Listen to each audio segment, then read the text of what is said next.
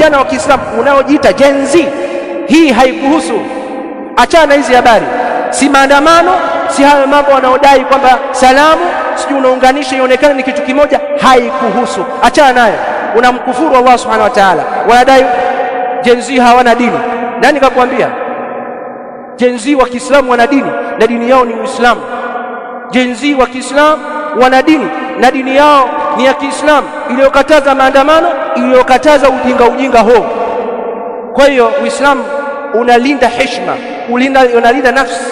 Lakini watu walioathirika na hii mitazamo hii, siasa za kimagharibi, hawana adabu hata katika mazungumzo, ni wachochezi. Sikiliza, huyu anafaa kuitwa mjinga, hana adabu.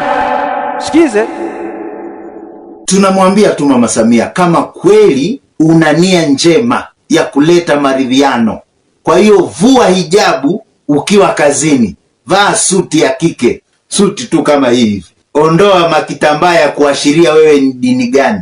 Hapo tutajua sasa wewe umekuwa rais wetu na una nia njema ya kuleta maridhiano Tanzania. Anamwambia rais, ukiwa kazini vua hijabu. Huyu ni mchungaji, sijui pastor, sijui dude gani. Anamwambia rais, ukiwa kazini vua hijabu. Amri, ukosefu wa adabu, ujinga. Yani rais avae wanavyotaka wao. Wanataka kumpangia rais jinsi ya kuvaa, watamwambia uvae kimini, watamwambia uvae kadha.